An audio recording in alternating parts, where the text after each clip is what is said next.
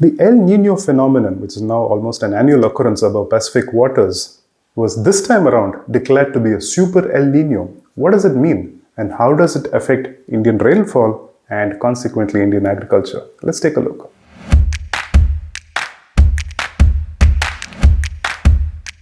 Hello and welcome back to Business Matters with the Hindu with me, K. Bharat Kumar. A Super El Nino means that the surface temperature above Pacific waters has now reached or even breached 2 degrees centigrade compared to normal. Why is it of any consequence? You may recall that the annual climate conference, or the COP, back in 2015 had mandated countries across the globe to try and contain the increase in temperature to 2 degrees centigrade or lower compared to pre-industrialization levels, and if possible to 1.5 degrees centigrade. Back in June of last year, we had an episode of Business Matters where we dwelt in detail upon El Nino and La Nina. In this episode, let's take a look at some data in two parts. One is the outlook for crop output as seen earlier this year, and now when the phenomena of El Nino and La Nina seem to be changing and reversing. In February, Businessline in an article had pointed out how the outlook for Rabi crop seemed fragile. It could go one way or the other depending on how rainfall behaves. Let's take a look at some key numbers, especially for some critical crops such as wheat and maize in the Rabi output. But before we look at such data, here's a question for you. Why would you care if the output for crops such as wheat or maize or mustard goes down in a particular year? If you're a young student or a young worker, you get up in the morning, get to your college or place of work, do your job, get it done, come back home, end your day. Does it really matter to you why crop output in India is low or high in a particular year? If that's indeed what you're thinking right now, here's the reason why you should care. If crop output is affected in a particular year either because of excess rainfall or poor rainfall, or not enough land has been used for sowing compared with previous years, or because if the transport segment is unable to get all your tomatoes and onions that you all need into your neighborhoods, then what happens? Prices go up. Basic economics will tell us that when demand remains the same and supply goes down, the prices go up. When prices go up across enough number of such crops, it feeds into overall inflation in the country. You may note that the CPI inflation, the consumer inflation at the retail level that the government puts out as data every month, 45% of weightage therein is contributed to by food crops and beverages. So when crop output is affected, it could potentially have an impact on inflation. And when inflation rates go up, what happens? You know the drill. The Reserve Bank of India gets into the picture. It starts raising benchmark interest rates. Why? Because it wants to control the supply of money in the system. It wants to make it costlier for people to borrow and spend.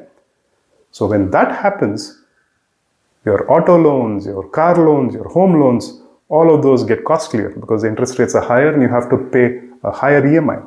So we hope that gives you enough reason to care about rainfall patterns and crop output every year as much as you care about the latest scores in the ongoing IPL season. Now, let's get back to the outlook for key Rabi crops as it seemed earlier this year.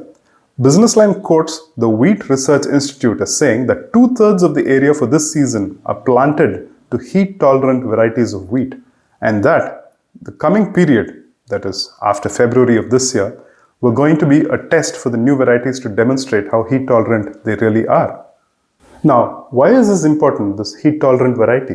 You may recall that last year, because of multiple heat waves, the crop output for wheat was actually impacted.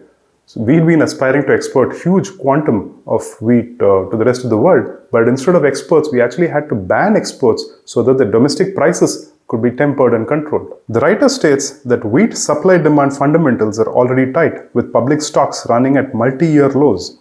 Open market prices are elevated. He says if production were to fall below 100 million tons, compared with the government's set target of 114, it could exacerbate the availability and price and make imports inevitable. And if that indeed happens, look at how the pendulum has swung. From aspiring for good exports, robust exports, to banning exports, and now looking at potential imports. And it's not just wheat.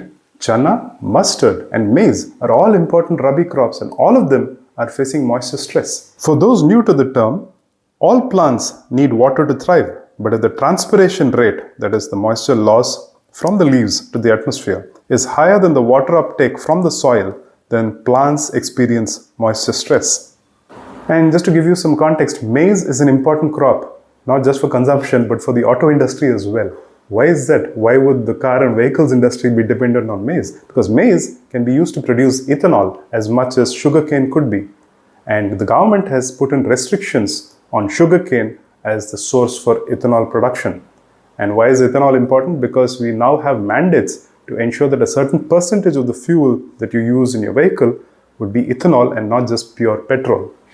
And if maize output does not meet our targets, maize imports too could become reality. So much for the somber news, but here's some good news to brighten our moods. Ever since that article appeared back in February, the El Nino phenomenon has been retreating. A note put out by the HDFC AMC, citing official data, says that theoretically, El Nino has been associated with weakening monsoon winds and dry weather in India, while La Nina is associated with good rainfall during the monsoon season.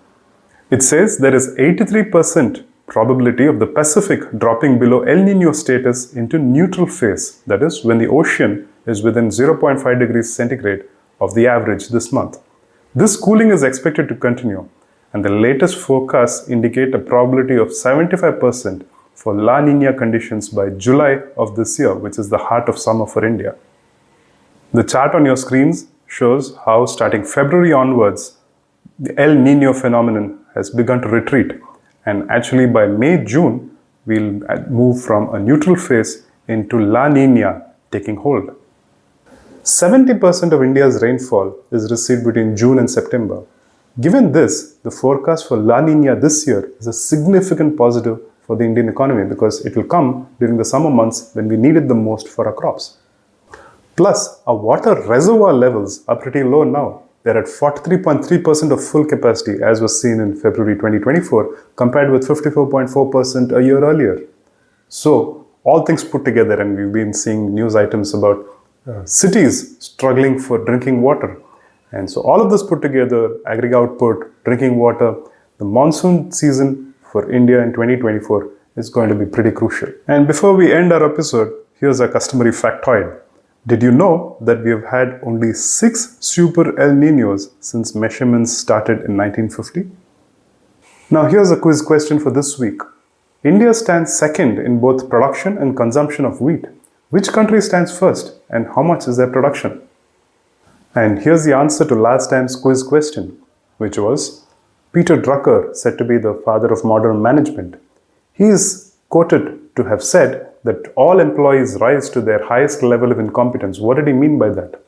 It means that we all do our jobs well, get promoted, go from one level to another, but at some point, at some level for each of us, we hit our highest level of incompetence. We cannot perform as productively and efficiently at that level as we have been doing so at lower levels. So that's all we have for you folks. Before you go away, do not forget to like, share and subscribe. Until we meet again, have a lovely time ahead.